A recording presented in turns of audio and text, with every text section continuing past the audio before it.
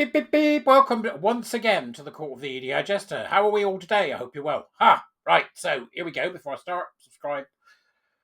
You know the score. Subscribe. Please do subscribe. Put notifications on. Makes all the difference in the world. If you can like, that's even better. And if you can comment, that really does help. So if you'd like to help, please do that. Other than that, Warrior Teacher Program, April, come and start with us. Links are all downstairs as usual in the Dubris. Now, Chris Littlewood. Chris Littlewood is based up here in the north, I believe, like my good self, and he's on Twitter as @ChrisLittleWoo8. And he's put together some information for us on what's going on currently in government when it comes to things like big data and digital sort of control. And I think it's interesting. It's worth having a look at, and might need some more digging by you. You may have to look a bit deeper to find out what's going on and truly understand it. But I've warned and I've said over the last few months that we need to be very, very careful about this government. They are so unbelievably authoritarian, and they are control freaks of the highest order. Now, the same goes for the Conservatives. They've indulged in some of this nonsense, and it absolutely must be stopped because we are going in completely the wrong way. This is the panopticon in action. Now, for those of you that don't know what a panopticon is, it's the idea that there is a central surveillance that watches everybody. That's the panopticon, right? My mate went to China recently, tried to convince me how free they were. And so he told me, he said, I was walking through wherever it was he was, and on the pole, you'd see the police on the poles, and they're watching everybody, so nobody's misbehaving. And those poles are every 200 meters. And I'm looking at him going, are you mad? That's the panopticon. He said, yeah, but they're mostly free. You think to yourself, how can people think like that? Mostly free. That's right. As long as you're mostly free. If freedom matters to you, this is the stuff we fight in the Warrior Teacher Program. This is what we talk about. It's what we discuss. How this is being used through things like woke and EDI and DEI to become acceptable by sort of beating people down so that they've got no fight left in them. So let's have a look and see what Chris has said to say about the Data Use and Access Bill, which is on its way, essentially. The digital control grid is here. We stopped the Climate and Nature Bill for now, but they haven't given up. Instead of trying to control our resources first, they're building the digital infrastructure to control us instead. The bill is slipping through Parliament quietly, and unless we expose it, it will pass before people even realise what is happening. Let's break it down. And here we go. This is what Chris has done for us. Well, what is the Data Use and Access Bill? Well, the government claims the bill is about cutting red tape, boosting efficiency, helping businesses and public services share data. Sounds harmless, right? Wrong. The bill lays the foundation for mass financial surveillance, a national digital ID system, and automated enforcement of government policies. It's not about making data more accessible. It's about making you more controllable. Number 2. Why was this introduced in the House of Lords? So it came from the House of Lords. It was raised in the House of Lords. Most people haven't even heard of this bill, and that's by design. Introduced in the unelected House of Lords, where there's no public scrutiny, no big media coverage, so MPs don't feel pressure to challenge it, no major public debate. By the time people notice, it'll be too late. This tactic has been used before to introduce something controversial in the Lords, get it to the Commons when it's too late for mass resistance. Number 3, what's really in the bill? Well, this isn't just about data sharing. This bill builds the infrastructure for total digital control. Number 1, financial surveillance and control. It gives the Treasury and the Financial Conduct Authority expanded powers over financial data.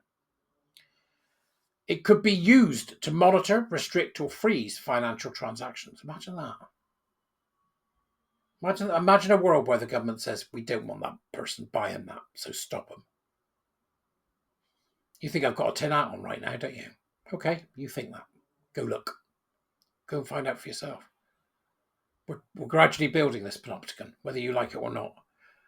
It also forces businesses to share customer and business data with government agencies. This lays the foundation for our financial control system, where access to money can be conditioned on compliance. This is very much like that Black Mirror episode. You remember where people rated each other? So that's the concern here. They've already got this in China. It's already working in China, and they've got it up and running to control the populace. So it's no wonder that our certainly commie-mad government, socialist, insane hard left, are going to like the idea of this total control that this will give them over the populace. Number 2, digital ID by stealth. The Digital Verification Services creates a national identity framework It could become mandatory for access to finance, public services, and even online platforms. Links biometric data and personal identity to financial transactions. They failed to introduce digital ID openly, so now they're sneaking it through in this bill. Look at the first part of that. Could become mandatory for access to finance, public services, and even online platforms. Look at how EDI, DEI, and everything that comes with it is now so built into the system that in order to do business with the bigger companies or business with the universities, you've got to follow the same EDI, DEI rules as they are. It's not like this isn't going to happen to us as individuals. It is, because it's already happening elsewhere. If you don't wake up and smell the coffee, your life won't be yours. It's that simple. Weakening of data protection laws. It introduces recognized legitimate interest, a loophole that allows companies and the government to process data without consent.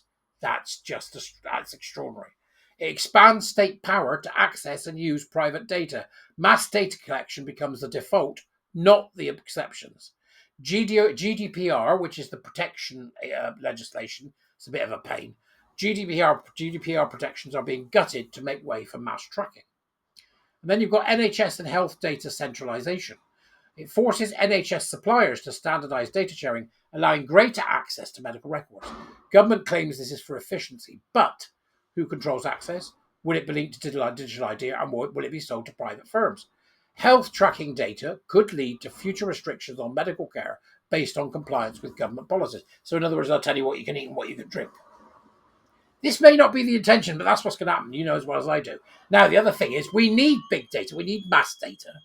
We need it, but it should be anonymized because you don't need to know who it is. You just need to know age and, stuff that can help us with medicine, like getting rid of sepsis.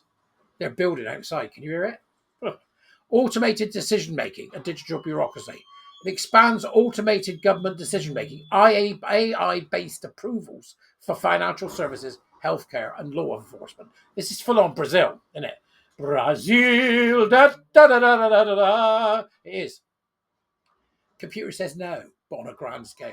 It reduces human oversight, meaning people could be denied access to services automatically, lose financial support due to AI errors, and be blacklisted from systems with no human appeal process. If AI controls access, then compliance with government rules becomes a requirement for participation in society. Wakey, wakey, people! It's all very well and good sitting there saying, yeah, but this is really tin hat stuff. This is really pushing the boundaries of what's a conspiracy theory and what's not. But it looks to me, from the work that I've done since I read this, that there is nothing here, nothing that is being lied about, nothing. So the bill is in the House of Lords. It's now in the House of Commons. It's completed first and second readings, and it's awaiting committee stage, which the date has not yet been scheduled. The government will push to pass this quietly because if the public knew what was in it, they would be outraged. And then there's an explanation here why this is even more dangerous than the Climate and Nature Bill. The Climate and Nature Bill was about controlling land, energy, and business. This bill is about controlling you. That's what it is. Instead of restricting access, water resources, now restricting access. Instead of rationing energy, they're tracking finances and ID. And instead of enforcing compliance through laws, they're enforcing it digitally. This is how they enforce future policies without needing legislation. Right, we want to stop people from doing X, just stop their transactions. We need to shut down this industry, just stop their transactions. Oh, Mrs. Smith of, Acacia Avenue shouldn't be smoking. Cut down those transactions. If you don't think this is where this is going, then you are living in cloud cuckoo land. Cloud cuckoo land, because this is not, it will be done through the best of intentions. Everything that goes through the best of intentions always ends up in nonsense. Just the road to hell is paved with good intentions. How do we stop it? We expose this bill. Hello, I'm exposing it. Make noise. Demand that MPs refuse to fast track it. Push journalists to cover what's actually in the bill. Call out the Lord's role in pushing this through quietly. I'll be interested in what Claire has to say about this. Claire Fox. By the time the Commons sees it, it looks pre-approved. Demand specific amendments. No mass collection. No digital ID. And so on. Go and have a read of the tweet. I'll put the link in downstairs. Yes, it is what you think it is. That might upset you, but the people that are on the left that can't possibly think the left can do any wrong, you'll be the first up against the wall. You wait and see. Or could be just me, mind, because I'm known for being a bit mad. I'll see you later, people. Have a great day. Bye-bye.